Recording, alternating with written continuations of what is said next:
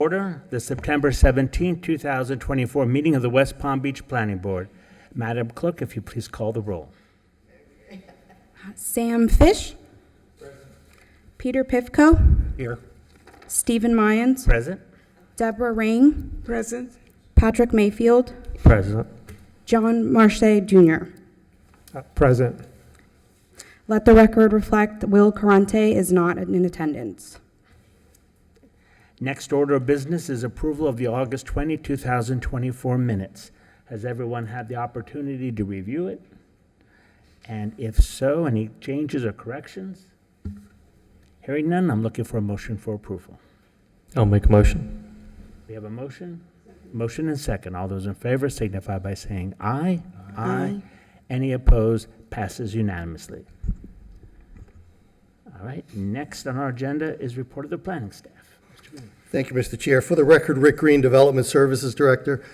Just a few quick updates for cases that have gone to the City Commission since your last meeting, beginning with the City Place Commercial Plan Development with the Rosemary Square East Sub-Area Building Envelope.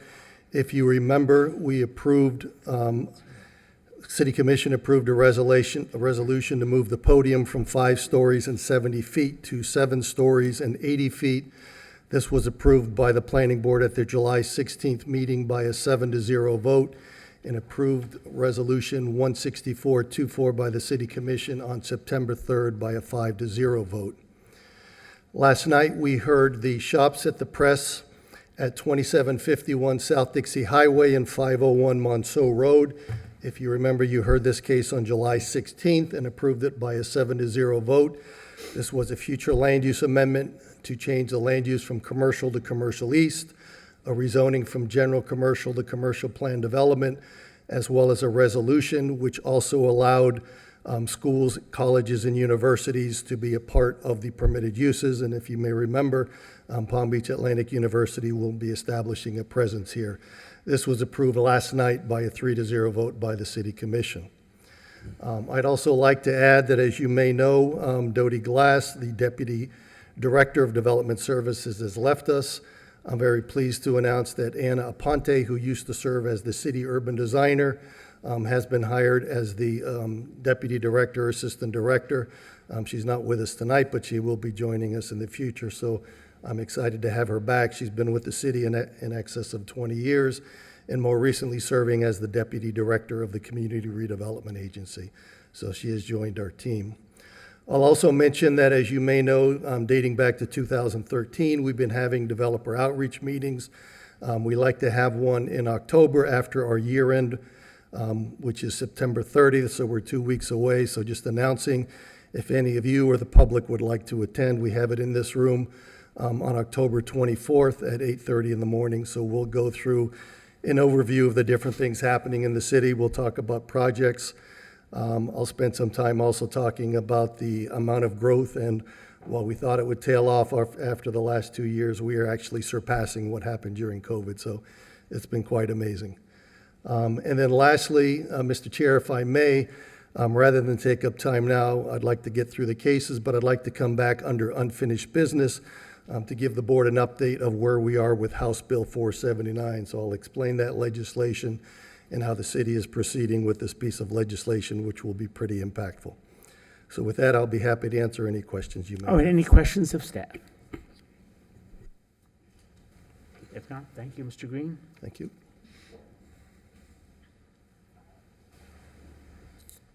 All right. That then brings us next on the agenda, remarks by the chairperson, of which I have none.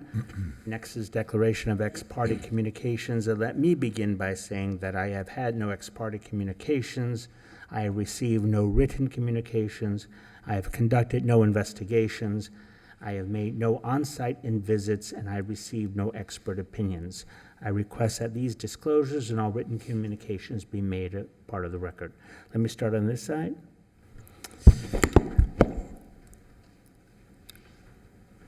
I have not made any ex parte communications. I have not received any written communications. I have not conducted an investigation. I have not made a site visit.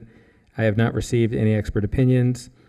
As to any of the matters on the agenda today, I request that these disclosures and all written communications be made part of the record. Thank you, Sam. Peter?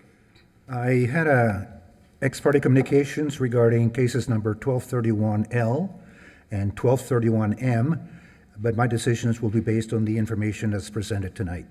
With regards to all the other items on the agenda, I have not had ex parte communications, I have not received written communications, I have not conducted an investigation, and I have not made a site visit. I have not received expert opinions. I request that these disclosures and all written communications be made part of the record. As it relates to the planning board cases on the agenda this evening, I have had ex parte communications regarding planning board case 1231L and 1231M. However, my decisions tonight will be based on the information presented.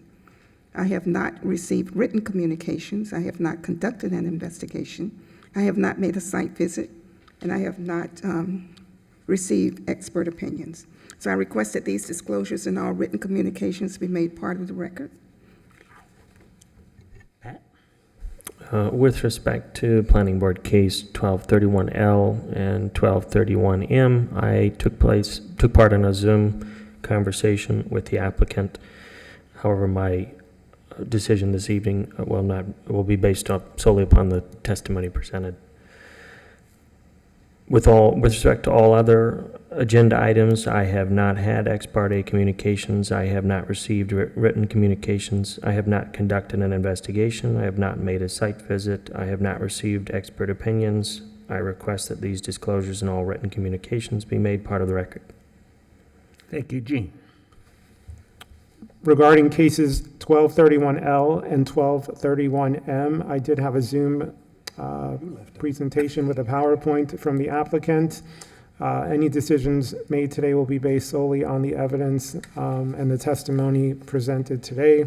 As to all other matters, I have not had ex parte communications. I have not received written communications. I have not conducted an investigation. I have not made a site visit.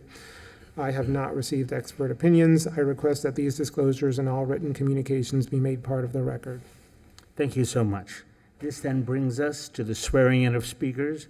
Would everyone who plans to speak or offer testimony this evening please stand up and raise your right hand? Do you swear or affirm that the testimony you're about to give in this proceeding will be truthful? Thank you. Next on our agenda are continued cases, of which there are none, and that brings us then to Planning Board Case 1989. May we hear from the applicant?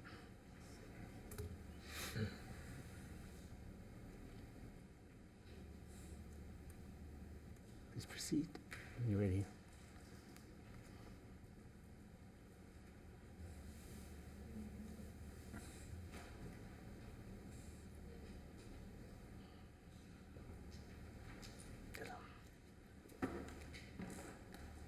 Hello, how are we today? Good. My name is Natasha Martin. I'm representing the applicant, William Smith. We are requesting a Class A special use permit.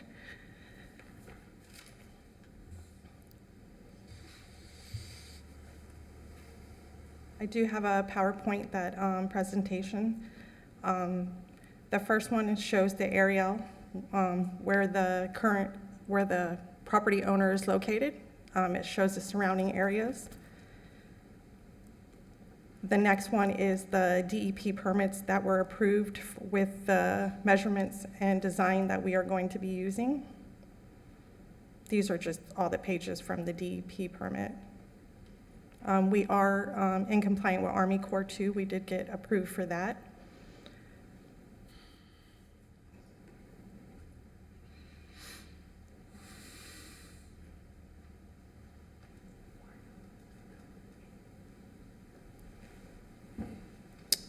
This is the public county appraiser. These are the designs. The reason that we are requesting a Class A permit is because to the east, the neighbor's dock lines up right on Mr. Smith's property line, so we have to move it about 10 feet, and that puts us in the 1/3 of the property, so that's kind of why we are requesting the permit. We will have a 32K boat lift.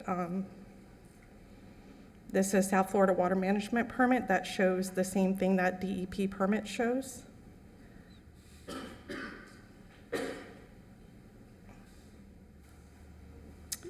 And, let's see, sorry guys.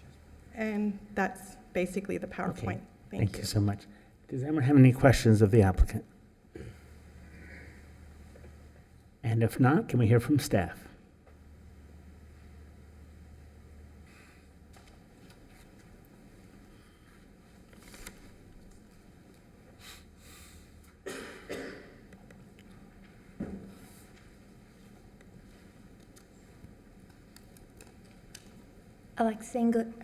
Alexis Singlier, planner for the record. As stated, this is for 184 Arlington Road. This is just a brief thing of the justification for the applicant. Because this is located in C51 Canal in Arlington, there is a length maximum, and I'll show you later on the slides, because of a lot of existing docks that aren't located in the middle 1/3, it makes it hard to design new docks. So as the justification states, it's for safe steps for the boat to enter and exit due to tidal conditions and existing docks. And they did provide that permit, which he did provide. I won't go over the pros plan. These are 3 previously approved Class A special use permits in the resolutions on Arlington Road and what their approved waiver sweepbacks were. This is the whole analysis of Arlington Road. So the green are the current docks that are in compliance. The yellow are not in compliance. And because dock regulations weren't implemented until after 1960, a lot of these docks are considered legal non-conforming. So that's why those docks you see in yellow do not have Class A special use permits, because they were constructed before the regulations. And then the purple, again stating because these docks were implemented before 1960, I couldn't find any record of them, but it did appear that they were outside the middle 1/3. And then this is another analysis of where the docks are in comparison to the applicant's house. And then this is another analysis of just the percentage breakdown of those charts. The applicant did provide 2 letters of support from the neighbor to the east and the neighbor to the west. Staff finds that the applicant does comply to all the standards required and does support the 10-foot waiver required for this. So staff is ultimately recommending approval. I did hand you guys an email that I received earlier today from, I'm assuming, one of the surrounding neighbors. They did not provide their first name, last name, or address, but I just wanted to make aware that you guys have that for the record. Thank you. Okay, any questions of staff? No, I have a question for Rick. Okay, I do have a question of you, but I'm going to see if anyone else does first. Any questions of staff? And so I just want to be clear. Is it just the location in the lot that's the issue here, or are they needing any other waivers? It is the location of the dock and the setback. One of the of it. only reasons they need is because the neighbor has it right up to their property line, right? Correct. Okay, so that's not their fault, right? No, it's not. All right. Rick, I have a question for you. Wait, anyway, just before we let her go, sorry. anyone else have any questions? And if not, thank you. We're bringing up the B team now. How do we make these approvals for the staff to do? I mean, the application fees, I'm sure, are 50% of the cost of the dock. How can we make the staff approve these? In other words, I think it's. I see. Avoid So it coming to our it board. would have to be a determination by the city commission. Right now, in Article 9 of the zoning and land development regulations, we have a permitted use table. We identify docks as a Class A special use. Class A permits go to the planning board for recommendation and city commission. Class B go to ZBA. And then you have uses that are permitted with extra requirements and uses that are just outright permitted. So the recommendation would be the city commission would have to agree to make this a permitted use, or in all likelihood permitted with extra requirements. So if they met the requirements, they wouldn't have to go through the process We certainly can have a discussion when this case goes forward to the city commission if they want to convert or change the permitted use table from a Class A to a PXR. Given the sensitivity we've had with other docks throughout the city, my suspicion is they might want to keep it as a Class A, but we certainly can ask the Okay. question. Thanks. Thank you so much. Would anyone from the public wish to be heard on this application? And if not, we'll bring it to the board. Does anyone have an issue or concern? And if not, I'll look for a motion.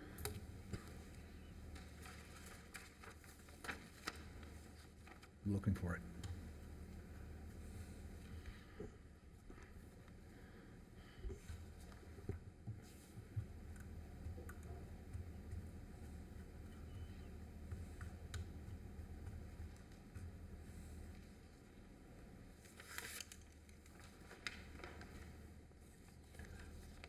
A lot of paper.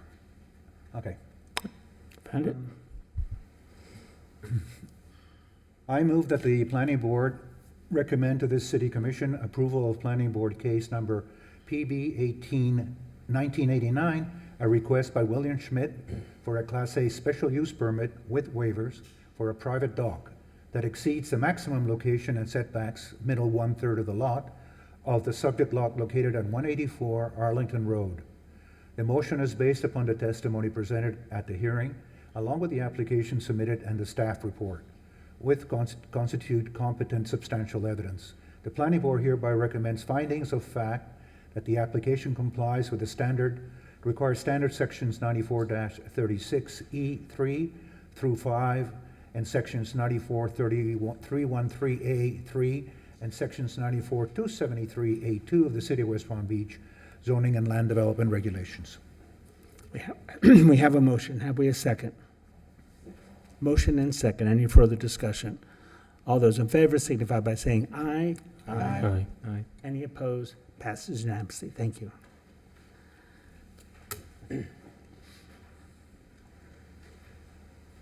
That then brings us to Planning Board Case 1624NN.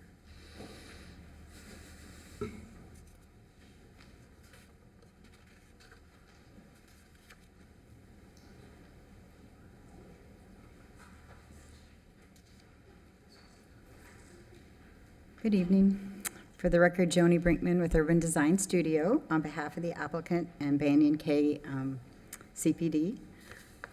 We were, as you recall, before you, your last planning board meeting, and so I have some updated information to give you that should hopefully make everyone comfortable that we can move forward to the City Commission with a recommendation of approval. So again, I'm going to run through this quickly. The request has not changed.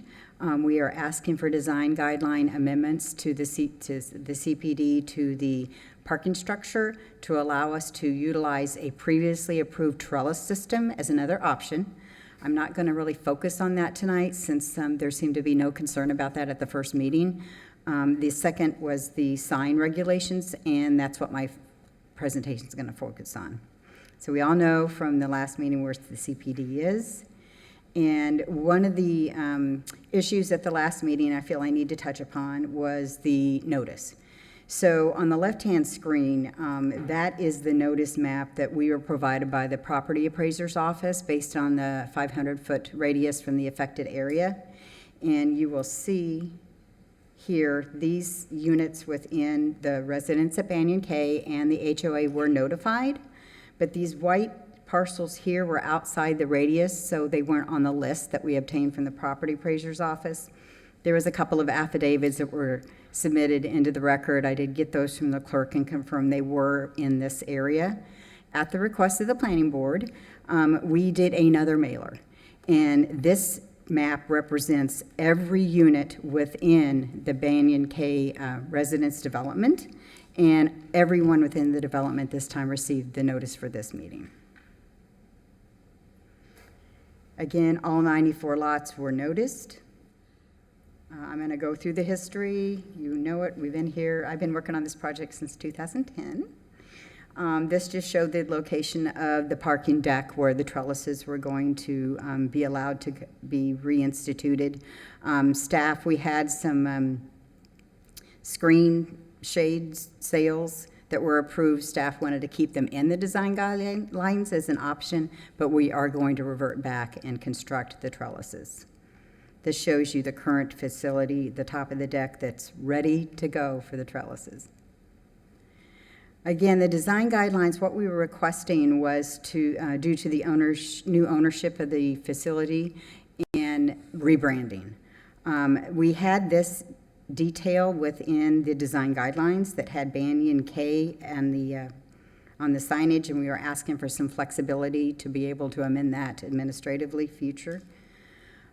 Prior to and since the last planning board meeting, actually, we have been in contact, the ownership has, of the overall development with the HOA representative who's here tonight. I expect Mr. Joseph will speak. And we have come to an agreement we think will be acceptable to the HOA in regards to the signing and their concern about losing their identity. So this shows you the existing sign that's on either side of the entry on Banyan K Drive into the overall development, which includes the residential portion and this commercial plan development portion. And what we've come to agree to is on the northern sign, which is probably the most visible sign because everybody will be coming from West Palm Beach north. And the sign that we'll see will say the Belgrove, which is the new branding for the hotel that we hope to open by the end of the year. And it will also retain the residents at Banyan K language on the sign, so that they do not lose their identity, as well as the street name will not change. It's still going to be Banyan K Drive. And there will be no changes to their existing sign, which is located to the north of the roundabout when they come in at the entrance to their facility. So we will work with staff between now and the City Commission to incorporate that graphic into the design guidelines. We have not yet formalized the south sign as to the language, so that is still part of our request to be able to massage that via administrative process later on. Staff is recommending approval with all the conditions listed in your staff report.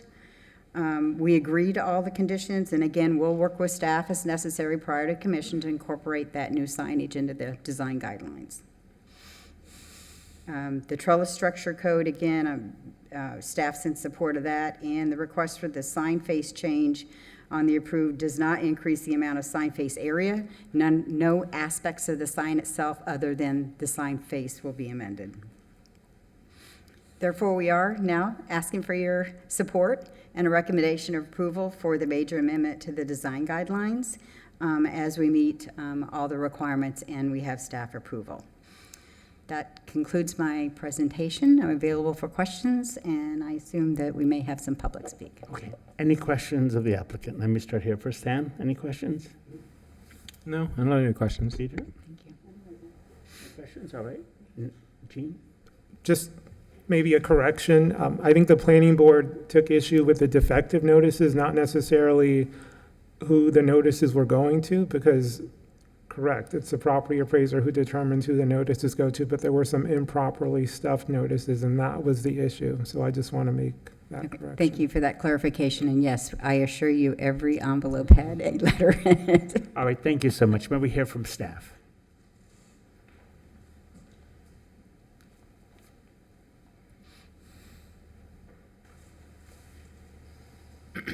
Good evening, planning board members. For the record, Kevy DeFrank, Senior Planner with the City's Development Services Department, and I will be presenting staff's findings and recommendations for Planning Board Case Number 1624 NN, which is a Plan Development Major Amendment request that involves proposed modifications to the Banyan K Design Guidelines and Development Regulations.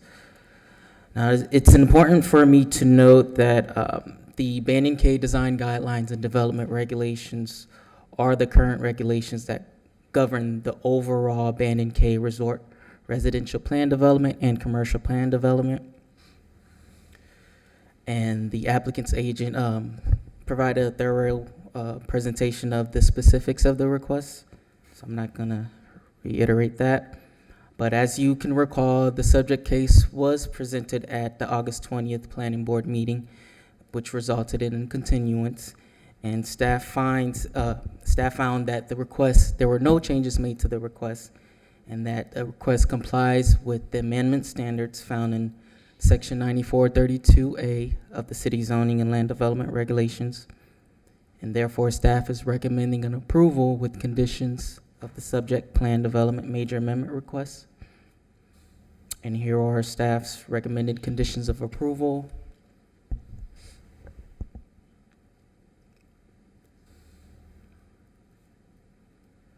And that concludes staff's presentation. Any And I'm questions of available for staff? questions. Okay, if there are no questions of staff, we'll hear from the public. I have received one card. If anyone else wishes to speak besides this individual, please complete a card and give it to the clerk. Stephen Joseph.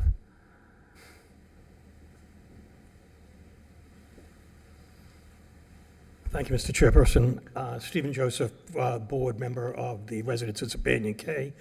I spoke at the last meeting and this meeting. I simply want to thank Ms. Brinkman and her client. We had tremendous communication. We're in agreement with the signages presented. We're in agreement with the roofing structure, and we wish them all the luck in the world. We hope to move forward as quickly as possible for them. Thank you so much. Thank you. Does anyone else from the public wish to be heard on this application? And if not, we'll bring it back to the board for discussion. Any concerns with respect to the application? Well, I'm happy this is finally reaching a culmination after so many years. All right, I'll look for a motion. If someone can provide. Make a motion. Go ahead, please. I move that the planning board recommend to the city commission approval of planning board case number 1624N in a request by Joni Brinkman and Shade Brodniks of Urban Design Studio on behalf of USREC Banyan K Resort and Golf LLC and Banyan K Community Development District for a major amendment to the Banyan K Resort Residential Plan Development / Commercial Plan Development to modify the design guidelines and development regulations specifically regarding the parking and sign regulations. The motion is based upon the testimony presented at the hearing, along with the application submitted and the staff report, which constitute competent substantial evidence. The planning board hereby makes findings of fact that the application complies with the required standards in section 94-32A of the City of West Palm Beach zoning and land development regulations. Okay, we have a motion. Have we a second? Second. Motion and second. Any further discussion? In addition, this recommendation is made subject to the conditions of approval contained in the staff report dated September 17th, 2024. I move that these conditions are necessary to ensure compliance with the purpose and intent of the zoning and land development regulations and consistency with the comprehensive plan of the City of West Palm Beach. Does the second accept the amendment to the motion? Second. Okay, we have an amended motion and second. Any further discussion? If not, all those in favor signify by saying aye. Aye. Any opposed? Passes unanimously. Thank you. And thank you, Ms. Brinkman, for working it through with your neighbors. Appreciate that. All right, that then brings us to Planning Board case number 1231L and 1231M.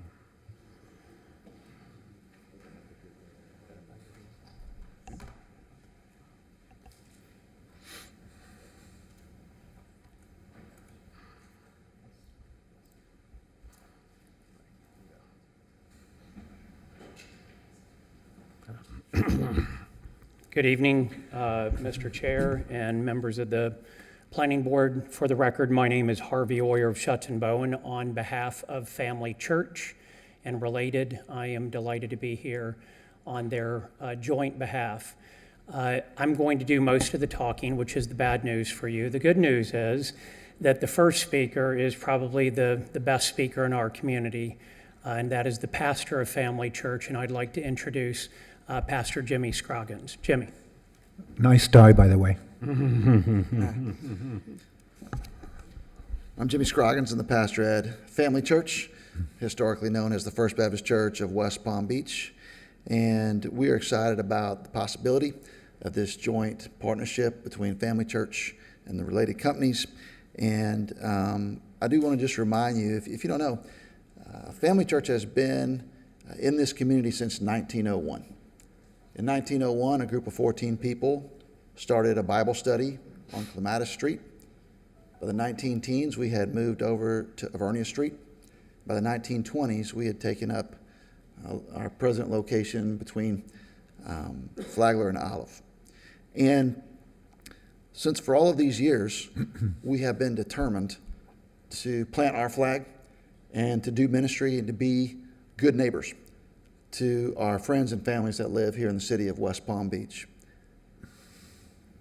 Since the 1960s, we've had a school on our property.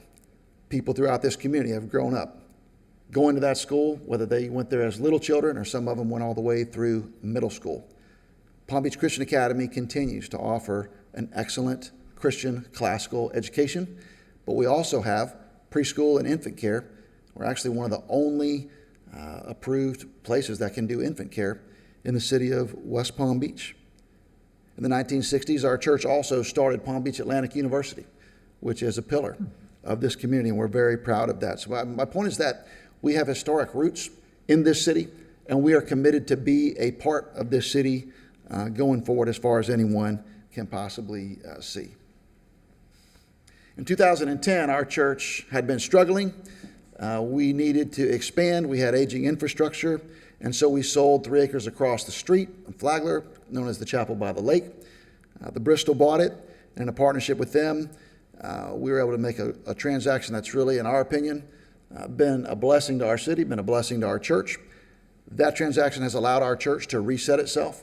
We've gone from a struggling church of a few hundred people to a thriving church of 14 different congregations and locations across 3 counties in South Florida and speaking 3 languages. We are a true, thriving, multi-generational, multicultural church with our roots and our flagship location being on Flagler Drive in downtown West Palm Beach. The 2020s came, we came out of COVID, and people came back to church with a vengeance. Our church is blowing up. We have so many people coming to church, we can't park them, we can't seat them all.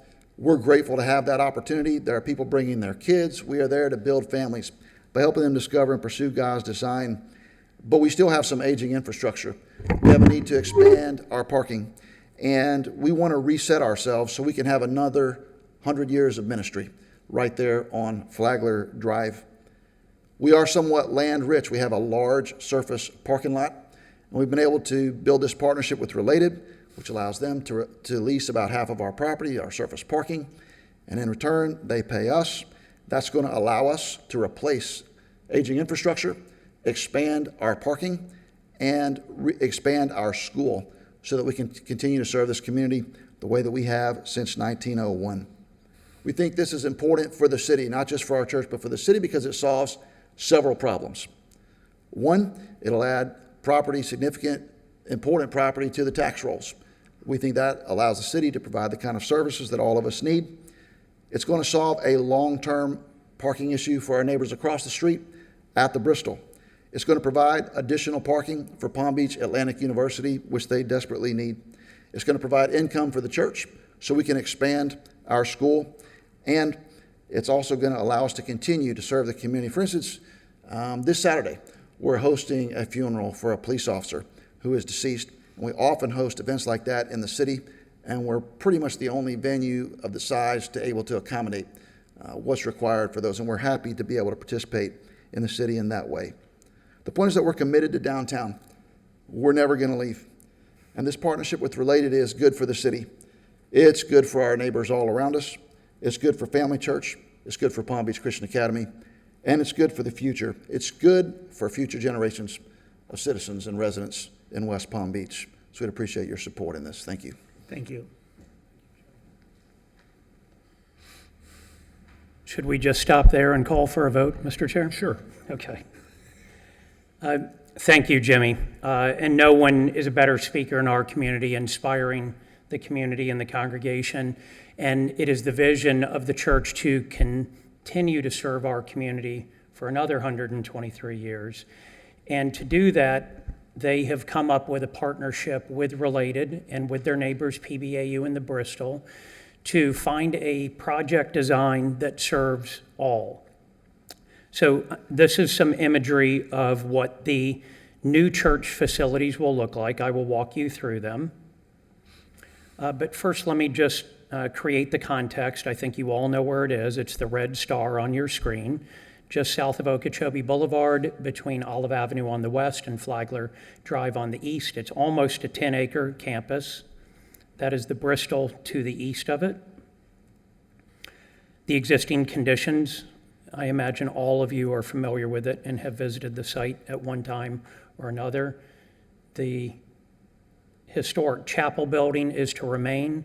All of the other facilities around it are to be replaced. These were built, piecemeal patchwork over time.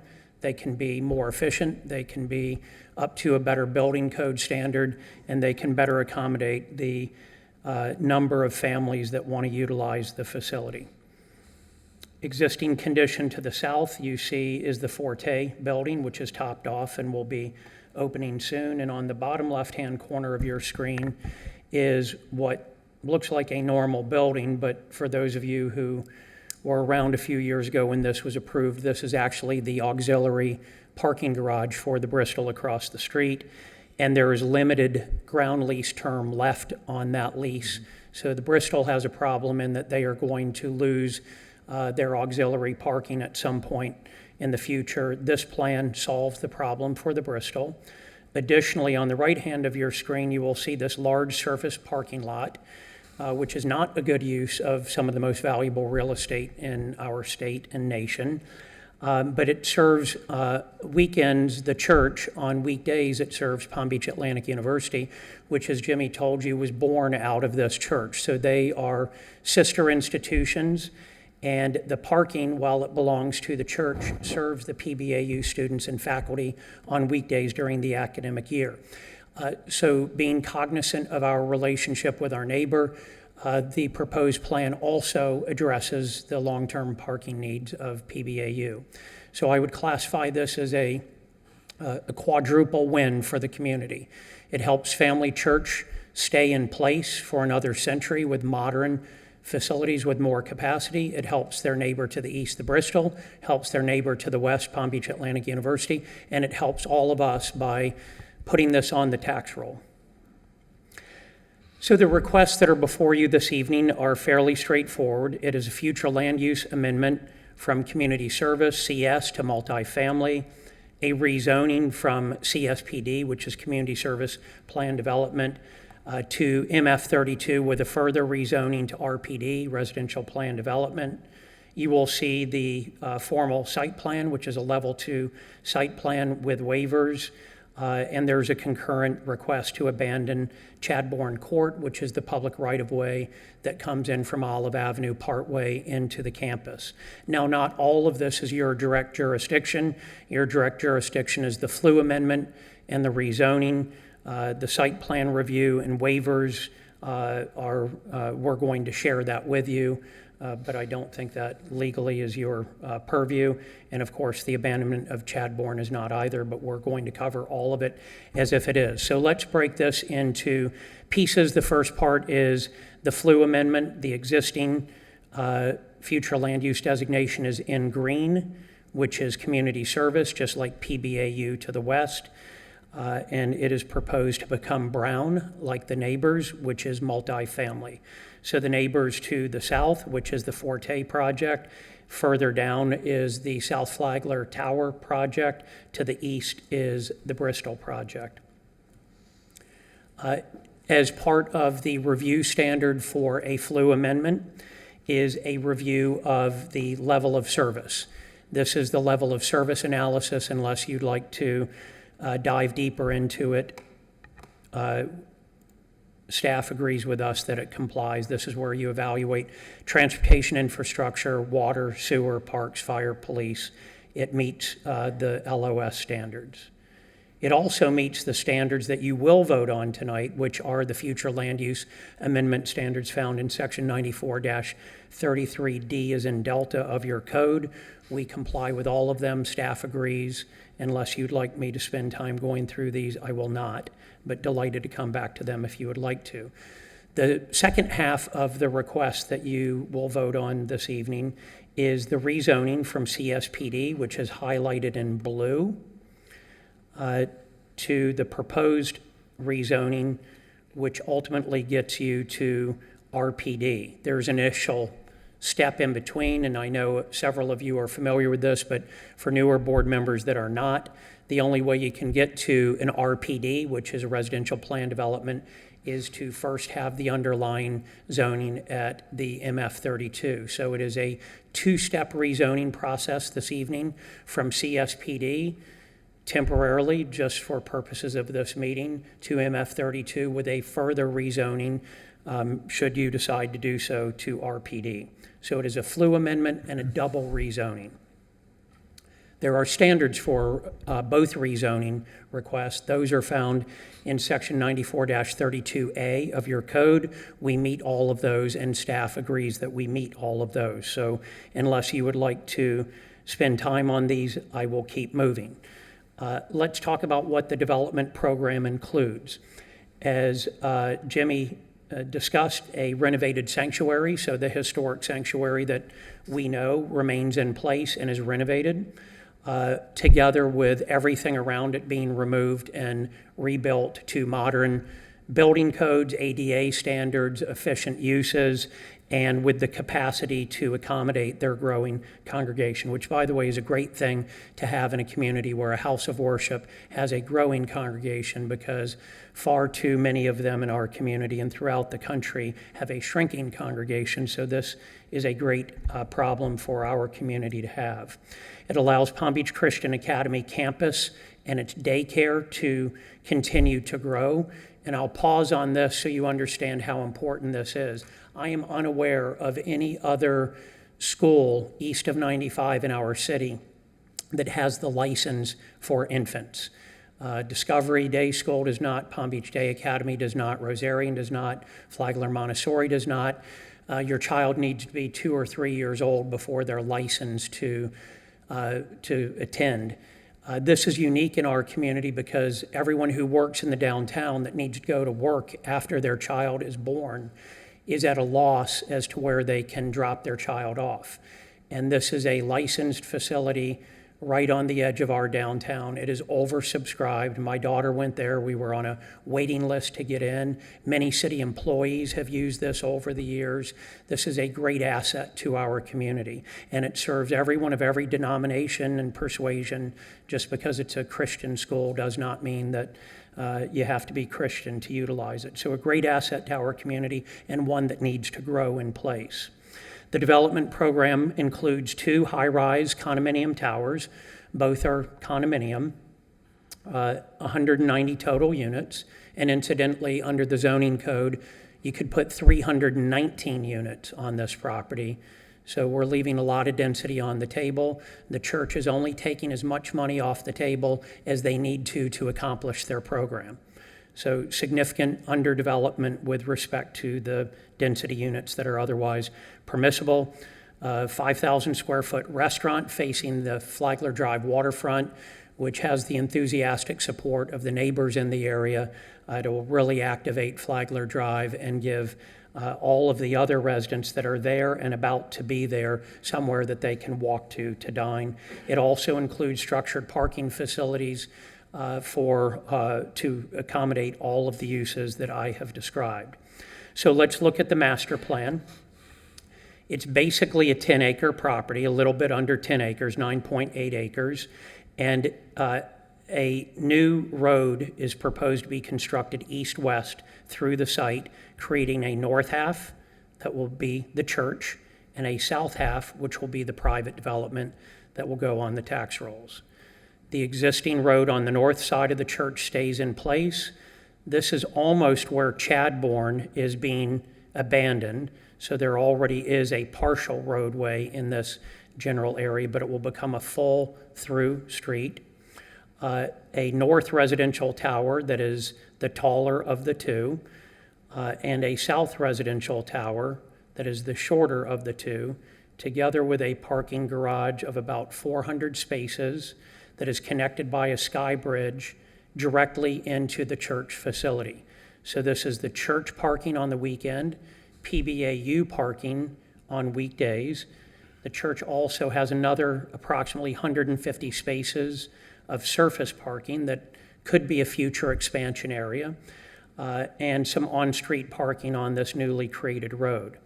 Bristol's auxiliary garage, which is presently right here, is being built in long-term into the residential parking podium for the 2 condo towers. And the access to that, if you have a transponder, is directly off Flagler Drive or into the motor court, which serves as a valet area for both of the condominiums. So really a very thoughtful design that solves a problem for our neighbor to the east, a problem for our neighbor to the west, allows the church to grow into the next century in place without selling and moving out of our downtown, and allows the church and the city to monetize the value of what I think is one of the most valuable pieces of real estate in the state of Florida. Really thoughtful design. Same architect has designed both projects, so they won't be disjointed in any way. They will work together as a cohesive whole. This is some of the imagery of the proposed new church facilities. You will notice that they are low rise as they address the public rights of way. The height is buried within the 10 acres. We're very fortunate to have a 10-acre canvas to work on. So unlike the other high-rise luxury RPDs on South Flagler Drive that have come in front of this board in the past where they had only a couple of acres to work with, we have the great benefit of having a lot of land to work with, and so we can hide that height from the pedestrian or vehicular usage of Flagler Drive or Olive Avenue. Some more data points on Family Church's proposal. You're aware of the renovation of the sanctuary. It gives you some metrics on the total square footage. There's currently about 250 students on the campus. This allows them to grow by another 100 students. That's inclusive of the daycare. 2 new playgrounds for different age groups proposed on the Olive Avenue side. Structured parking combined with surface parking exceeds what they have today. So we have not reduced parking, we've increased parking with this proposal.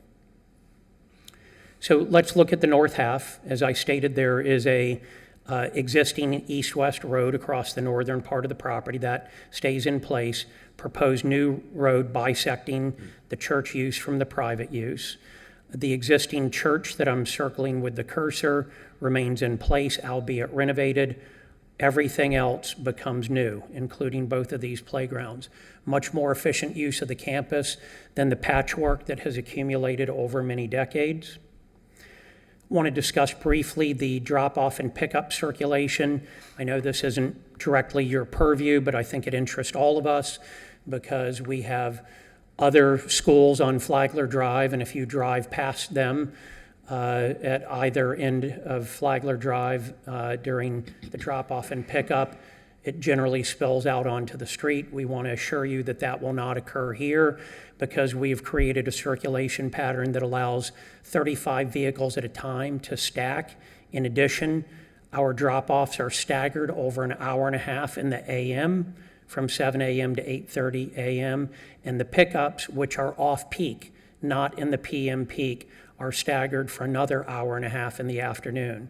There are 5 cars that can drop off simultaneously and 35 that can stack in this circulation pattern.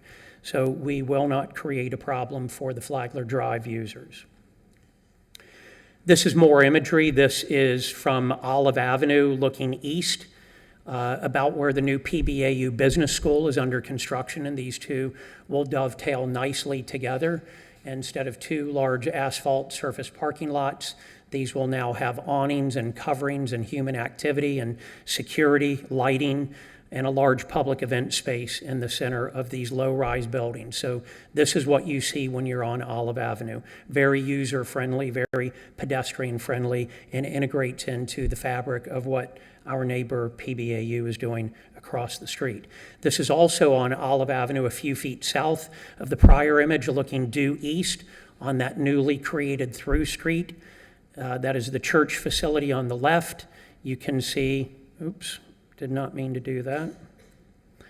You can see the northern tower, which is the taller tower in the background, and in the foreground is the 4-story parking garage that will belong to the church, together with the skyway that connects directly from the parking into the church to keep the parishioners and guests out of the elements.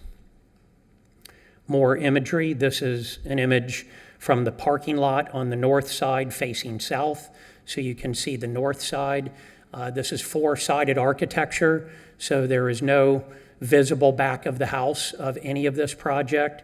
No matter which side of the 10 acres you're standing on, you think you're looking at the front door, the best aesthetic feature of the buildings.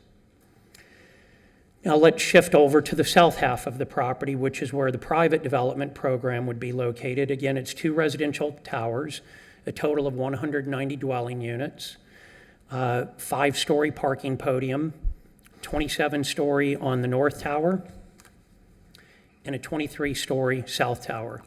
The unit mix is everything from 1-bedroom to 5-bedroom. There is a proposed restaurant here, which I will show you a better image of. This is the parking podium facing Flagler Drive. It's amenitized on the top, and all of this is integrated together. This is the site plan version of it. Again, all of this podium is integrated together, which means there is a connection from here to here. If you have a transponder and you are a resident in one of these towers, you can come in off of Flagler Drive. If you are the Bristol, you can come in from this location. The motor court serves both. There are 2 different access points. Really, it's 1 access point divided by a median on Olive for the church and PBA users. This southern lane of the entrance is actually service and back of house operations. This is the restaurant, so this would be on Flagler Drive, looking southwest from the intersection of the new east-west roadway that's proposed, with Flagler Drive being off your screen to the left. A 70-foot wide parkway, which for those of you that have been on the board for a while, you will remember that the code required front setback off of Flagler is only 25 feet. But every project that has come through, meaning Bristol, La Clara, Forte, and South Flagler House, all of our peer group in the neighborhood, they were all required by staff to put a 70-foot setback off of the Flagler Drive right-of-way, even though 25 is in the code. And the method of madness behind that was to create a very wide, breathable public greenway through this part of the city. And ladies and gentlemen, this is the final link in that. And I have an illustration here in a moment, but it allows you to get from the new Julian Abel Park that will be dedicated in front of First Church Christ Scientist next month, all the way down to the Norton Park, which is the green parcel that runs east of the Norton down to the water. So this completes it, and it is a beautiful, well-landscaped, 70-foot wide public greenway that bleeds into this indoor-outdoor restaurant that's open to the public. Let's talk about what the skyline will look like when all of these projects are completed. As you know, the 2 South Flagler House buildings are under construction. Forte is topped out, and people will be moving in early next year. These are the 2 proposed towers that you're considering this evening. This is the Trianon building. This is the Bristol building. Phillips Point is here, and hidden behind Bristol in this perspective is the 1 Flagler building that is about to open. And you may be aware that Palm Beach Atlantic University has in process with the city a 25-story dormitory building on their campus that will come to you in the next several months that is hidden behind these buildings. So it is truly a dramatic shift in our skyline in the last decade. I'm not sure any of us could have seen this coming a decade or so ago, but this is what the skyline along Flagler Drive will look like in the future, which is why it is so important to have that 70-foot wide greenway on the west side. So, as a companion to the flu amendment and rezoning that you're being asked to vote on this evening, is a level 2 formal site plan review with waivers. And the waivers number 7, the first, and I won't go through these now, I'm going to walk you through them rather quickly. All of these are relatively standard in RPDs. I think almost all of these, other than the playgrounds for daycare, were included in our peer group of RPDs in the past.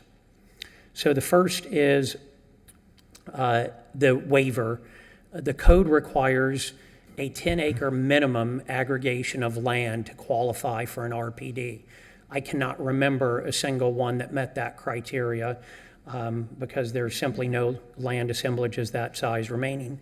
We almost made it. We're at 9.897 acres, so we are seeking a waiver from you of 1/10 of an acre.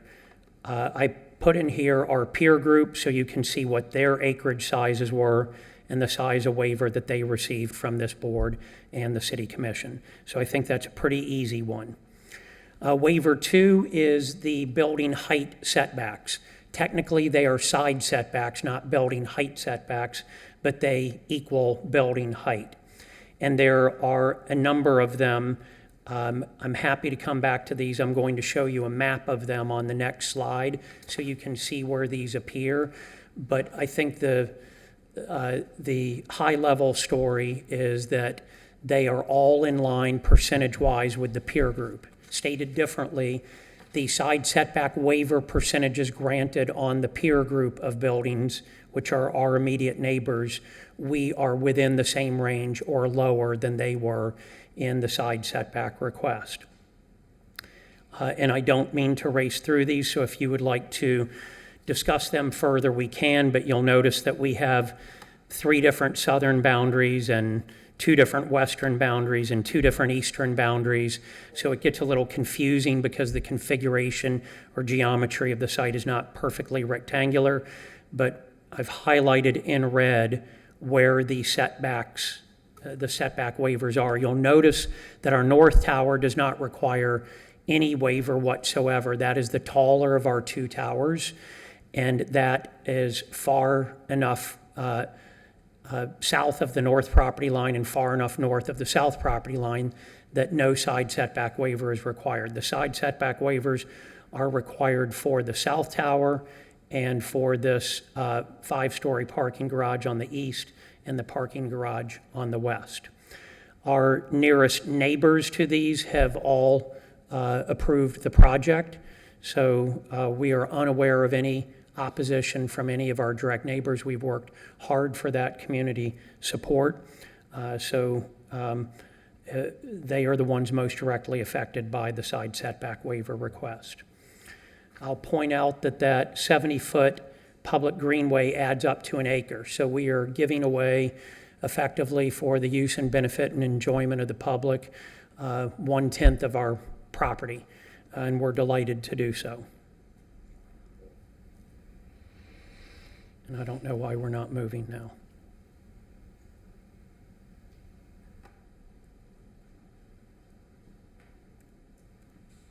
Okay. We also require waivers for our access. Again, this was a waiver granted, I believe, on all of our peer group properties, and that is because today's code limits the number of access points that you can have on any roadway. So on Flagler we get 2, on Olive we get 2, a total of 4. Well, we are at 7, which is the number that is there today. So we are not increasing the current condition. I'd like to point out where these are, but it triggers a family of waivers. One is the maximum 2 access points on the adjacent road, as well as the total number of access points on the project. And just to make it more complicated, there's a separation requirement between each of these access points in the code, and several of our access points do not meet the 125-foot separation requirement. Again, this is a very common waiver to grant, and all of our peer group had similar waivers granted. So let me try to show you where these are. The existing condition on Olive is we have 3 access points today. These 2 violate the 125-foot separation requirement. We presently have 4 on Flagler Drive, where we're only entitled to 2. Again, we're only entitled to 2 on Olive, 2 on Flagler. And these violate the separation requirements as well. It's very difficult to design a project where you segregate the parking into these different uses and create the porosity and access through the property. You can't have both. You can't say, I want your project to get from Flagler to Olive so people don't have to circle the neighborhood to get from one side to the other, but oh, by the way, you're not allowed to have an access point to accomplish that.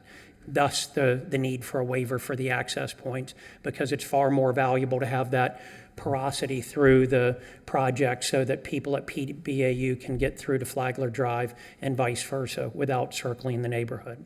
So these are our existing conditions. Again, 7, 4 access points on Flagler, 3 on Olive, and we're going to flip that. The proposal is to have 3 on Flagler and 4 on Olive. And this one is a bit of a technical one, because this is really the same access point. It's just divided by a landscape median to separate the service vehicles from the church user vehicles. But technically, that triggers a 7th one. So these 2 remain where they are today. These 2 are created, but basically where there's already one here and already one here off of Chadbourne. This one is created, but again, very proximate to where the present one is located.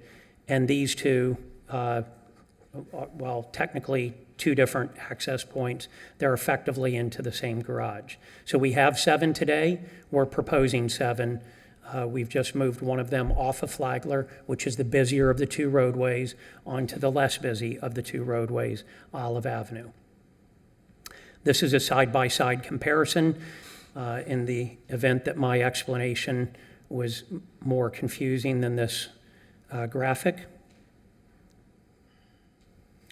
The separation requirements, again, 125 feet according to code.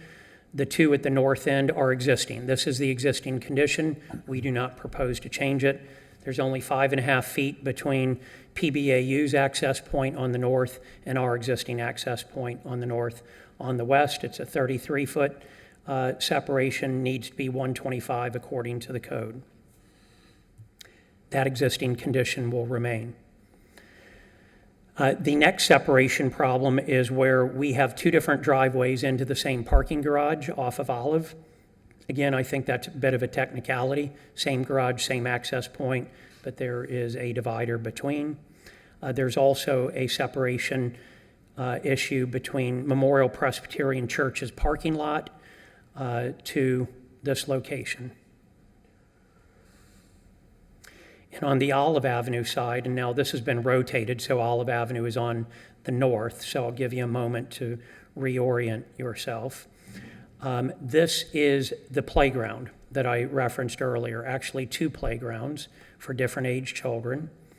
And there is a code requirement that the daycare playground be set back 25 feet from Olive, and the school playground 50 feet from Olive. The proposed condition is it's actually a 24-foot separation. I will illustrate that better for you in a moment. So this cross-section may be helpful. The vehicle is on Olive Avenue. The curb of the road is here. There is a 6-foot landscape setback, an 8-foot sidewalk, and then another 10-foot setback that will have large trees in it, together with a 5-foot concrete barrier wall. So a total of 24 feet of separation from the edge of road to the playground, but the code requires more for each of those 2 types of playgrounds. The children are physically safe because there are lamp posts, sidewalks, trees, and a 5-foot concrete wall in between. And it allows the church to get in their program with sufficient outdoor space for the school. Again, that's the overall site plan. There are standards of review to be considered with the site plan review. Those are found in section 94-35C. We believe we comply with all of these, and staff agrees with us. As you also know, in order to qualify for an RPD, you not only need to demonstrate the level of service for the flu amendment, but for the RPD itself, you need to illustrate innovative land planning and development techniques in order to use a PD. And I've listed just some of those here and on the next slide. I won't read them to you, some of which we've discussed, but we think it is a brilliant mix of uses, of shared parking, of public space, of accessibility, of connection to our neighbors, of serving our neighbors, and serving the broader community. And we think that it more than qualifies for the standard of innovative land planning and development. We've gone through quite a bit of the community benefit. I won't go through that again or read to you, but we see a lot of community benefit in this plan, much better than the 6 acres of asphalt parking that are there today. We've had extensive community outreach to our neighbors.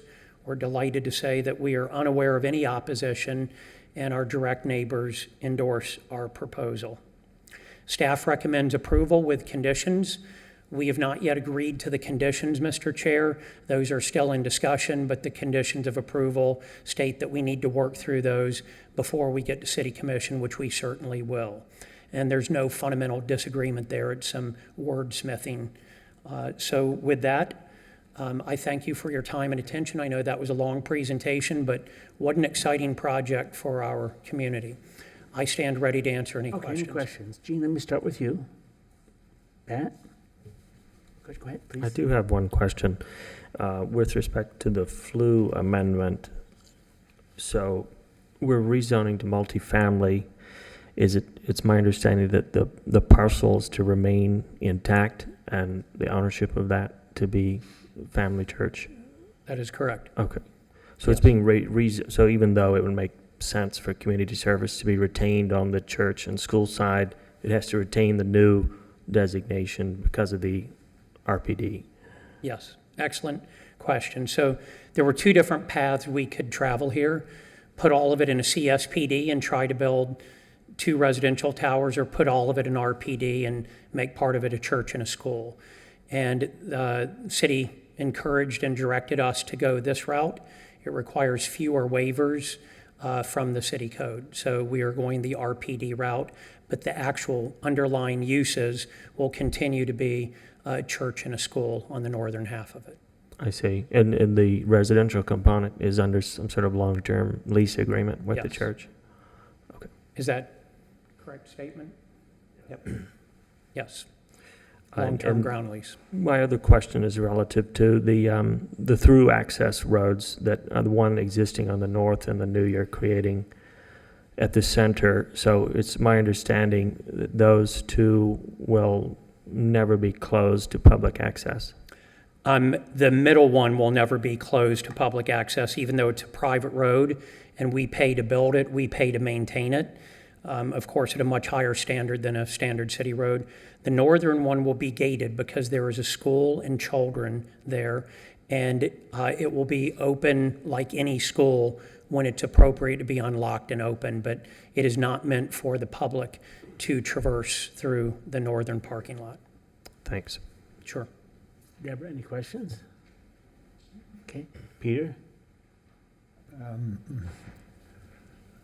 I have to start off by saying that I wanted to compliment KPF on a very interesting design, a very appropriate design for the site, and recognizing the complexity of the program and how well has been incorporated into what you're presenting tonight. Thank you. I agree. It was no small task. They worked on this for over a year. You told me 2 months. So I too compliment them. It's extraordinary design. Anything else? That's it. Yeah, okay. Sam? So the northern road you mentioned is a gated road, so that's not a public drive-through. But the green space going from north to south all the way down, that's all open public space? Usable by the public, it's privately owned, but like the 70-foot setback on our peer group, the public is permitted to use it. So we own it, we pay to maintain it, but the public can use it. Will it be gated or will it be totally open? No, the green space will not be gated. Got it, okay. let's see. So I wanted to, I guess, touch on what was just mentioned. So the condo towers will be under a long-term lease.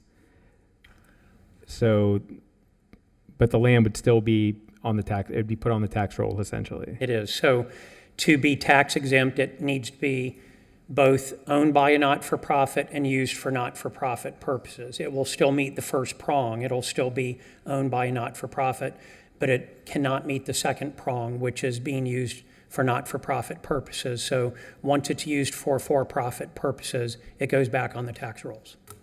Is there another example in the city of something similar where the land is, it's leased and it's leased from a non-for-profit? You will think of one. I mean, one that comes to mind is the Temple Israel site on North Flagler. Once that is built, the temple will be untaxed on their parcel and the private development will be taxed. But the land would still be owned fully by the temple, or? Well, that's a different arrangement, but they are co-located on the same property. It's not unusual for the property appraiser's office to untangle this. They assign a value to the for-profit and a value to the not-for-profit. I will think of another example, but yes, there are examples in the community. It's not uncommon. Okay. I guess one thing about the parking, I mean, I agree. There's certainly a better use of the surface, or I guess moving all the surface parking to garage parking. What's the actual change in parking? I guess for the residential towers, I'm assuming would park themselves based on the new parking there. But in terms of the college and the church, what's the increase in parking to kind of alleviate? I want to say it's a net of about 17 new spaces. Am I close? No, the net between what you have today and... Oh, wow, okay. I'm sorry, I'm off. Over 100 net new spaces. And in terms of the new facilities for both the school and the church, that feels sufficient? Yes, it meets code. I mean, I guess from a practical standpoint, for the upgrade in services and the upgrade in the facilities, that feels sufficient for the church and the school in terms of upgrading the facilities and everything in terms of only 100 spaces? I don't know. I'm just asking. You know, there may be someone better qualified to answer this, but they're not, I don't think they're going to this expense to not be able to park it. Of course, the school is mainly drop off and pick up, so you don't need a lot of parking for the school. The worship services, it's 100 more spaces than what you have today for the same size sanctuary. So it's really only the school and the non-sanctuary space that's expanding. And of course, the residential project parks itself. It both replaces the Bristol's parking and, we would not get financing or ability to sell or market the 190 units if we did not have that parked appropriately. Got it, okay. It totals 1,041, but if you're looking for a breakdown of where all those are located, I need someone else to answer that. Yeah, I just didn't know if, I mean, it would look like a huge parking field to begin with, so if it's a net positive 100 spaces, that makes sense because they're kind of consolidating them together. Well, the expanded capacity is mainly in the school, and again, school is drop off and pick up. It may be a few more faculty members than today, but it doesn't increase the parking demand in any meaningful way by adding 100 students to the school. Any other questions, Sam? No, good. Okay, thank you. Can we hear from staff? Yep.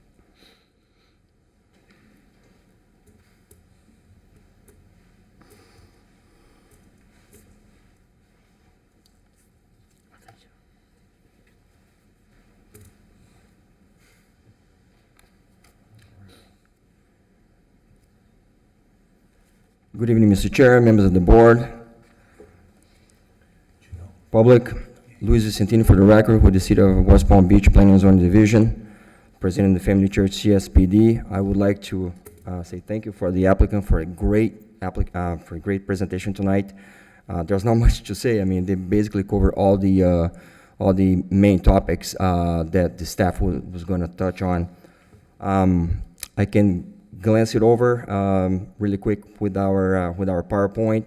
As previously stated, it's a two-part request by the applicant for the redevelopment of the First Baptist Church with a mixed-use development, which is comprised of a new church with school, campus, multifamily residential units with 2 parking garages, restaurant uses, for a future land use map amendment from the community service to the multifamily future land use designation, and a rezoning from the community service plan development, CSPD, to a multifamily high-density MF32, with a further rezoning to the residential plan development, RPD, zoning district, and a site plan review, formal level 2, along with the waivers.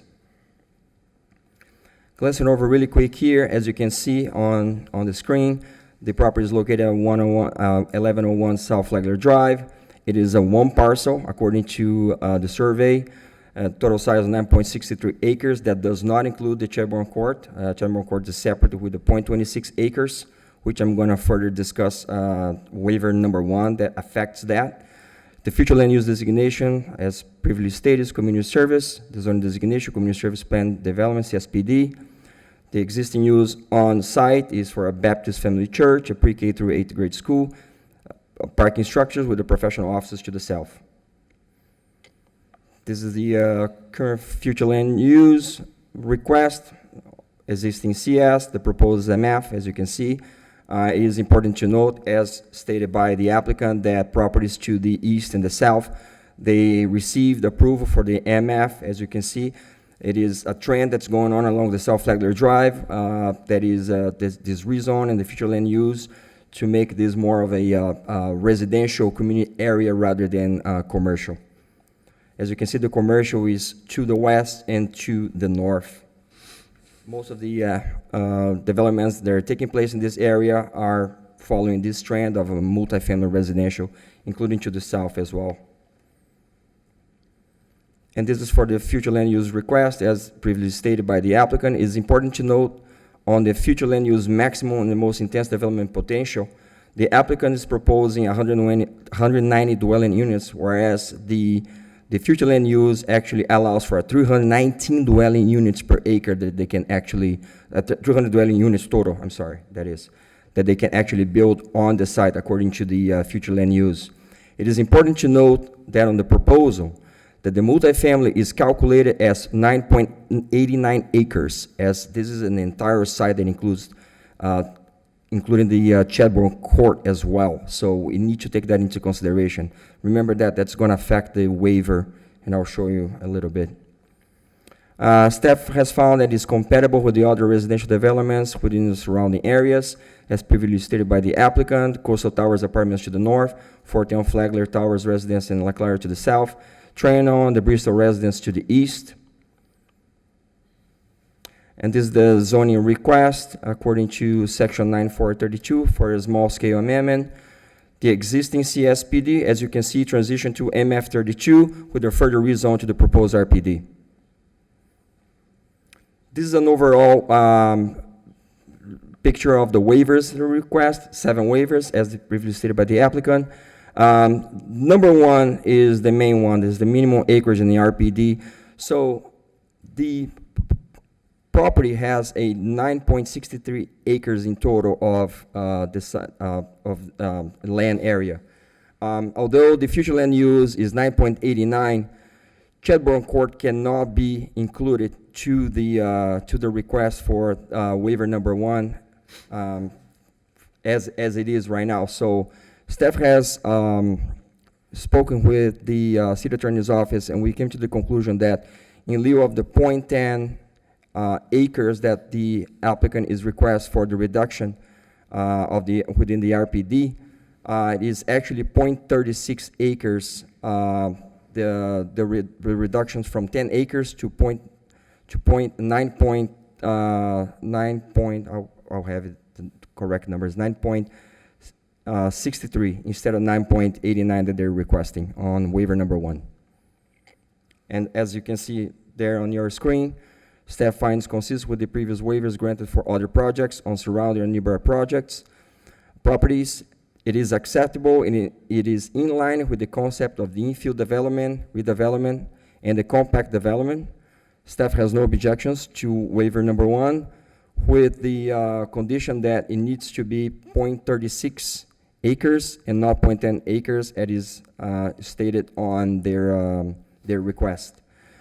Waiver number 2, building height, side setbacks. Staff has found that the visual and massive impact of the south tower and east podium towards the abutting southern properties is minimum impact, and the architectural elements that mitigate the massing of the building, incorporation of the pedestrian walkways with screening elements are sufficient. So therefore, waiver number 2, staff has no objections. Moving along on waiver 3 and number 4, the number of access points, as already previously stated by the applicant. The number of access points are pretty much the same as the existing on site. The difference is that they switch the sites, so we have 3 access points along South Flagler Drive and 4 access points along South Olive Avenue. Staff has found that it is consistent with the request and meaningful to the traffic and the pedestrian circulation for the overall development. It is acceptable in line with the concept of infill development and the redevelopment and compact development. It mitigates spillover effect of vehicular stacking into adjacent roadways. We have our traffic consultant for the city also. She can further discuss if the members of the board so wish to talk more about the traffic requirements and the vehicular circulation on the site. Staff has no objections for waiver number 3 and 4. As far as waiver number 5, to allow decrease in the minimum separation required between access points onto a collector roadway along South Flagler Drive and South Olive Avenue. Staff has also found that it is in concurrence with the technical execution of these access openings, architectural elements, and engineering treatment, and it is an improvement of the functionality of the existing and proposed use. So therefore, staff has no objections for waiver number 5. Moving forward with the waiver number 6, specific use regulations for the accessory daycare activity area setbacks. Staff supports the waiver that allows the proposed playground serving the accessory daycare use to be located within the front setback. It is also found that it has enough landscape to provide natural screening, including that 5-foot wall from the pedestrian walkway and the vehicular roadway along the South Olive Drive Avenue, that is. Therefore, waiver number 6, staff has no objections. And last but not least, waiver number 7, specific use regulations for the school activity area setbacks, school, elementary, intermediate, and secondary. All outdoor activities areas within 50 feet from any residential zoning district or 50 feet from a residential property line if located in a residential zoning district. Staff has found that is justified by the mixed-use nature of the project and the urban development pattern in this area of the city and the adjacent of compatible community service uses. There is no existing residential use on the neighboring properties along the South Olive Avenue, and it functions as a buffering as well, compatible in nature adjacent uses. Therefore, staff has no objections to waiver number 7. This is just it summarizes all the facades. And this is the residential development facades. This is the church campus facades, north, south, east, west. Therefore, the recommendation, staff recommends the approval based on the findings that the amendment complies with these provisions of Chapter 163, Florida Statutes and Florida Administrative Code, FAC, and is in accordance with the city's comprehensive plan. The proposed amendment meets the future land use amendment justification standards found in future land use element policy 115 of the city's comprehensive plan. And for PBK's number 1231M, approved with conditions based on the findings that the petition meets the required standards in section 94-32 of the City of West Palm Beach zoning and land development regulations. That concludes my presentation. Thank you. Thank you so much. Any questions of staff? Sam, let me start with you.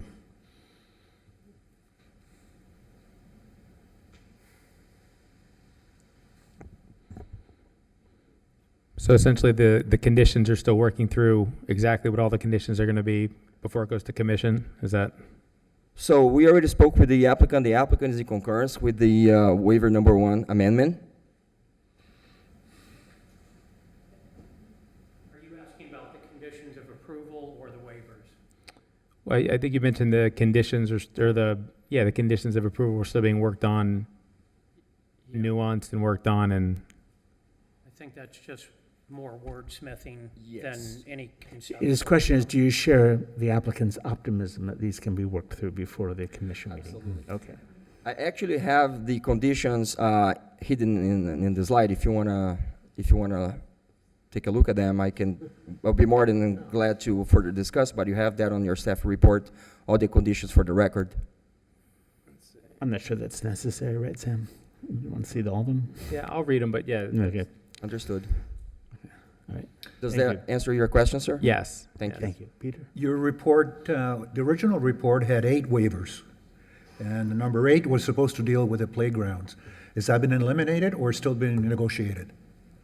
One of the waivers have been removed. It was not necessary.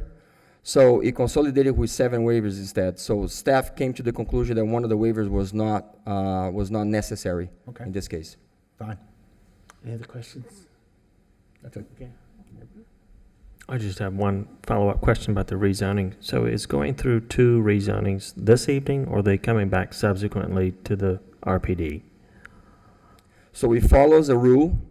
I'm gonna go back here, specifically here on this Yes. rezoning. So it follows a rule according to the zoning land development regulations that has to go from the CSPD to a MF32, and then from MF32, a further rezone to the proposed RPD. That's all in the same resolution. I'm sorry? Everything tonight, yes, sir. Yep. Okay, thanks. Gene, any questions? Okay. All right, at this point, thank you very much. Anyone from the public wishes to be heard? I have one card for Dennis Grady, and then Kevin Mahoney asked that I read that he supports the plan development. Is there anyone from the public who wishes to be heard? And if so, you need to give a card to the clerk. Mr. Grady, nice to Good see evening, you. Mr. Chairman, members of the board. Dennis Grady, interim CEO of the Chamber of Commerce of the Palm Beaches. We had a presentation with regards to the Family Church proposal before you this evening. Our governmental affairs and board of directors unanimously endorsed the project. Some points that were especially important to us. School expansion and improvement. As Mr. Royer pointed out, preschool and infant care is an expanding need in a downtown like West Palm Beach that is having a great deal of new office space, office workers, employees, et cetera, coming on board.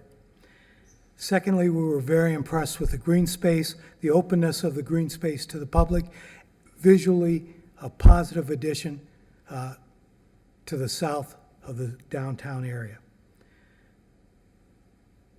Pastor Jimmy said that the Family Church has been in the community since 1901 when they planted their flag. We commend the church for not only planting a flag in 1901, but most importantly for not striking those colors ever and staying with us and now making an investment that will result in Family Church being here for generations to come.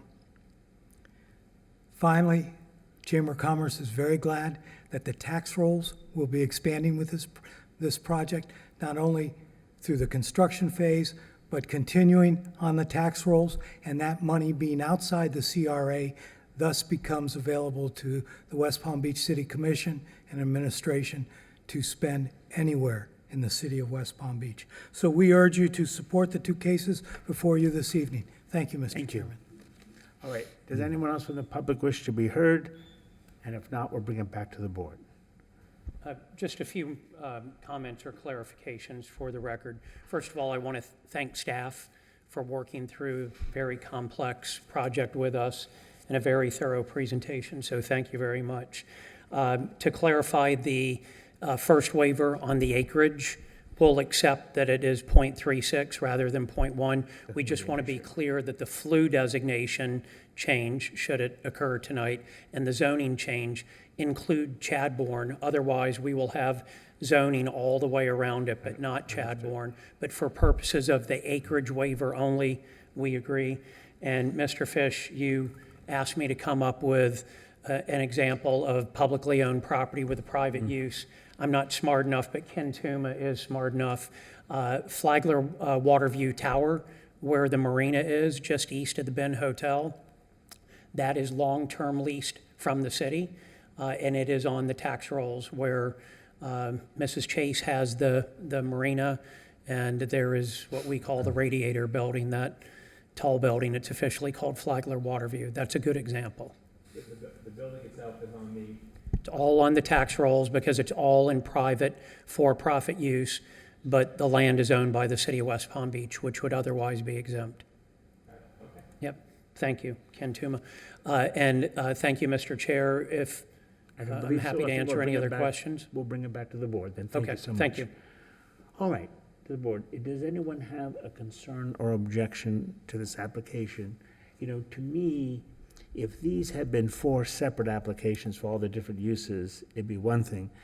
But when they're all brought together, you see how well they integrate and how well they work with each other, which I think makes for a stronger project. But if anyone has any concerns, we should discuss it. And if not, I'm going to be looking for approval votes. I'll move approval, Mr. Chairman.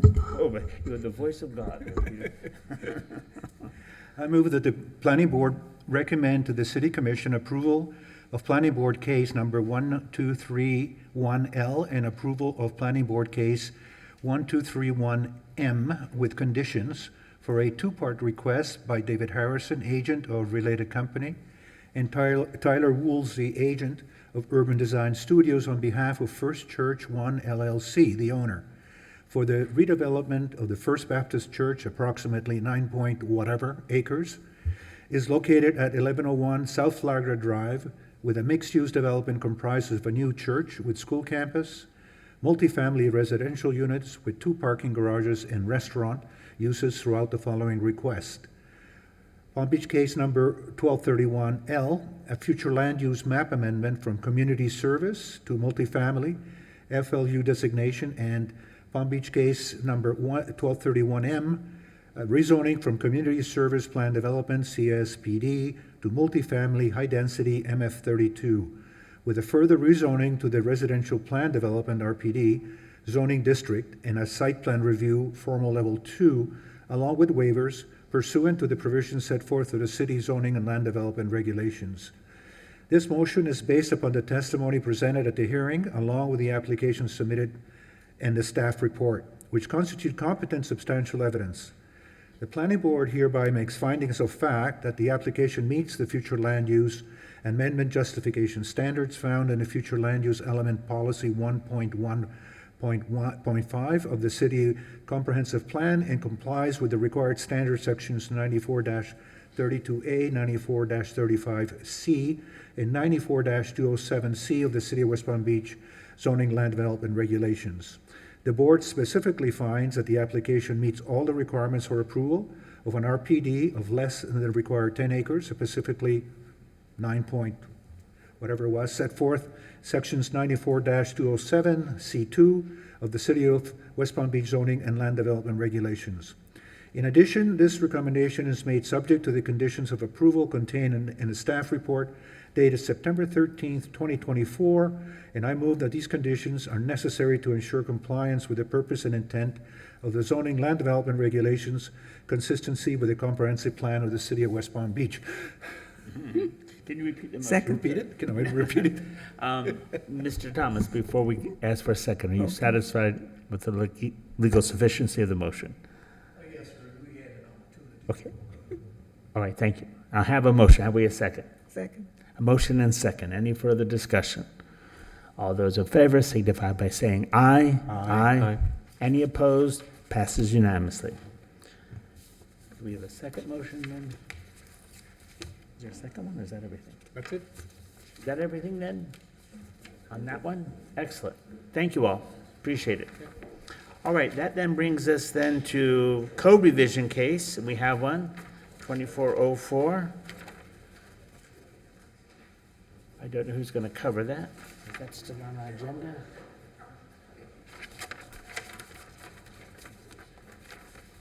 Good evening, board members. I am Melissa Anderson. I am with the City Attorney's Office. I am standing in for My Angela condolences. Jones-Van, as she could not be here today, to present this request to you for the consideration and hopefully approval of ordinance number 5105-24, This is a text amendment to Chapter 94. It's a change to the sign code, basically, which is going to allow kiosks in downtown. And it's a change specifically to Chapter 94, Section 94-402A, unregulated signs, to include wayfinding signs, digital kiosks that provide information on city events, public transportation, and other public interest information as an unregulated sign. Staff recommends approval based on the findings in Attachment 1 that the petition meets all 8 of the required amendment standards of 94-32. The background analysis, the Code of Ordinances at Chapter 94 places limitations on signage within the city, including prohibitions on digital signage. These kiosks are going to be digital.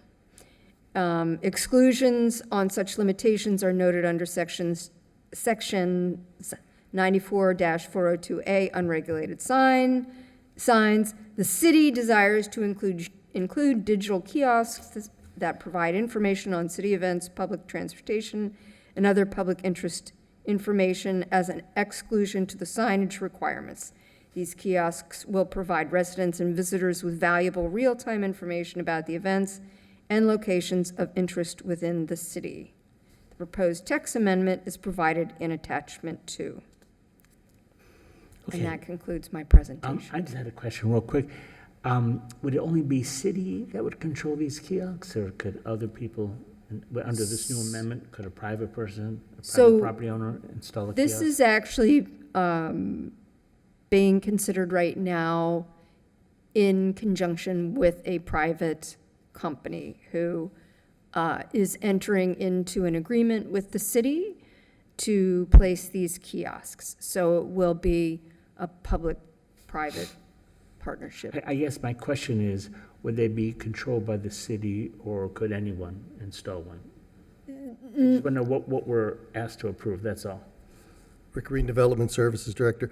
My understanding is that they'll have to contract through the city, so a firm couldn't just come and place kiosks. They would have to seek approval from the city in order to locate these. So the city would control the location, but they Correct. could be being used by, I have no objection to this, I'm just Correct, 'cause asking. in all likelihood, they're going to be in public rights of way. Okay. So they would have to come through the city for approval. All right. And- Was and there a I'll also- reason we never allowed kiosks before this? Is there a reason they were originally excluded? I don't think they existed. I see.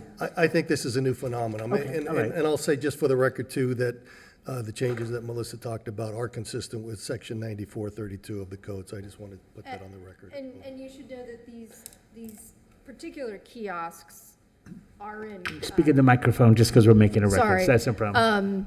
If I were your attorney, I would have told myself that. These kiosks are in Coral Gables, City, Miami, so they've been successful in other places, and I think staff examined that before bringing this to the. Okay, thank you so much. Any questions of staff? Anyone from the public wish to be heard on this? Are the signs bilingual? They have the potential, whatever you program in them, right? Sure. All right. And does anyone have any concerns about this or objections? And if not, we're looking for a motion for approval.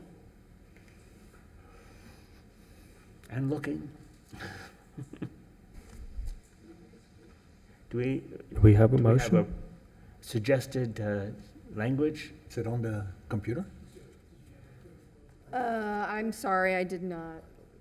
That's all right. Can I we, apologize. can we do a more generic one, Mr. Thomas? Wing it. Could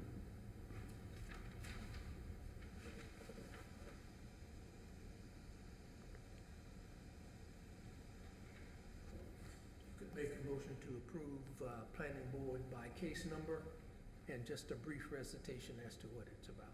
Just a motion for approval, planning board case number 24-02, and read the subject. Okay, can someone do that for me? Hold it? Okay, go ahead. Oh, I think Gene wants to go. Go ahead, Gene. I recommend Now, this is a recommendation to the city commission, is that correct? Yes. Okay. I recommend regarding code revision case number 24-02, approval to the city commission, a city-initiated request for a text amendment change to Chapter 94, Article 13, Sign and Regulations, Section 94-402.a, unregulated signs to include digital kiosks that provide information on city events, public transportation, sites of interest, and other public interest informations as an unregulated sign. So just to be clear, Gene, the motion is for the board to recommend approval. I think the language you said, I recommend. I just want to be clear that the recommendation is for the board. Do you want me to revise No, that? no, you just clarify. I just want to make sure that was your Yes. intent. Okay. Have we a second to Gene's motion? Second. Motion and second. Any further discussion? If not, all those in favor signify by saying aye. Aye. Any opposed? Passes unanimously. Thank you. We have unfinished business. Mr. Green? I will be very brief. God bless you. Questions? Oh.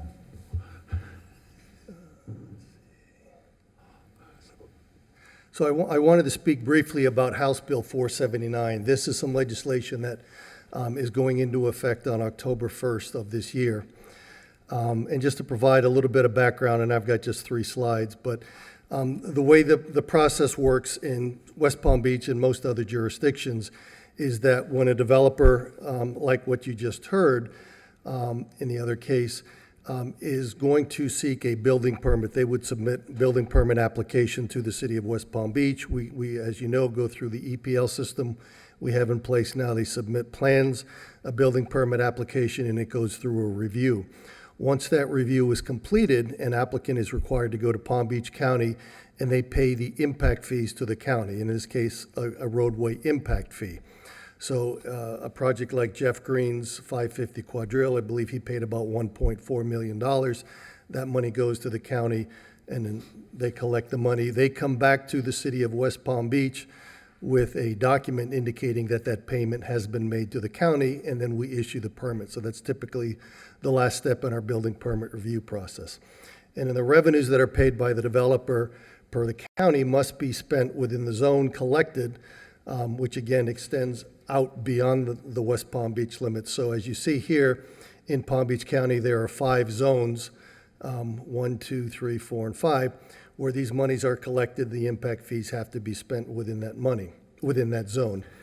So House Bill 479 states that the jurisdiction issuing the building permit should be the one collecting the impact fee. So this is radically different than what we've done.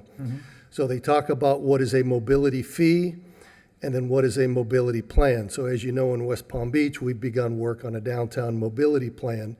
And because of the constrained rights of way that we have within the city, you don't see a whole lot of roadway widening in the city of West Palm Beach because the land, the right of way just is not there. So pursuant to House Bill 479, the city is going to begin or complete work on a mobility plan, which is really an alternative transportation system mobility study. So a typical mobility plan will address roadway capacity, but it will also address transit, it'll address sidewalk enhancement, it'll address bicycle, all the things that we've been doing, particularly in our downtown.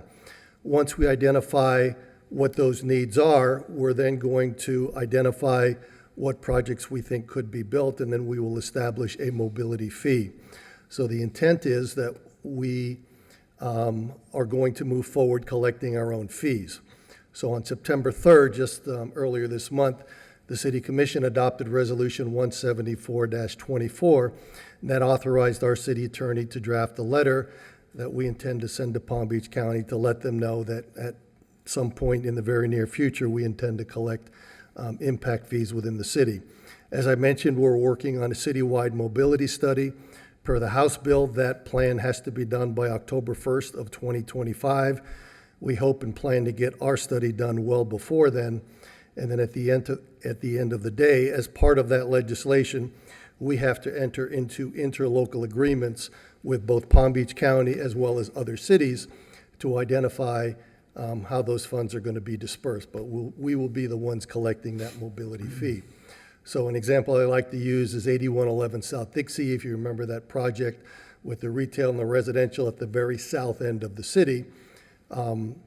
If that development had an impact, let's say on the roadway capacity immediately to the south within Lake Worth, and it had a 20% impact, we would collect the mobility fee, and then we would have an interlocal agreement with the city of Lake Worth, giving them 20% of the impact fee we collected. So there's a lot of work that has to be done. This is a moving target. I'm also serving on a committee with the county and other cities, because the county is working on a countywide mobility study as well. So we're trying to identify how that's going to play into what we're doing. And then again, we'll be sending that letter to the city or to the county very shortly. But it's a moving target, but I just wanted you to be aware of it. I assume this is something the city welcomes, right? Absolutely. Yeah. Yes, yes. The county may not want your letter. It gives us control of the monies that are collected downtown. Again, our emphasis is going to be on mobility. Sure. Unfortunately, you don't see a lot of the projects that normally go to the Downtown Action Committee, but you'll see a lot of public realm improvements, a lot of sidewalk enhancements, transit, bicycle, et cetera. So we've been working on this for quite a while. We have the benefit of having much more residential development downtown than is required. So we're seeing that mixture of people living and working downtown, lessening the reliance on the automobile, and that's what we're going to continue to strive, not only downtown, but outside the downtown as well. So a lot more to happen, but I just wanted to give the board an Appreciate update that. because you'll be seeing and hearing a lot more about this. All right, any One questions? Go ahead. question. So the way the impact fees are calculated and levied will remain the same. It's just who's collecting them changes. Correct. For the time being, that's the plan, yes. Any other questions? And if not, we have, let's say it was unfinished business, new business, old business. If there's nothing more, we stand adjourned. Thank you, everyone. Let me give these cards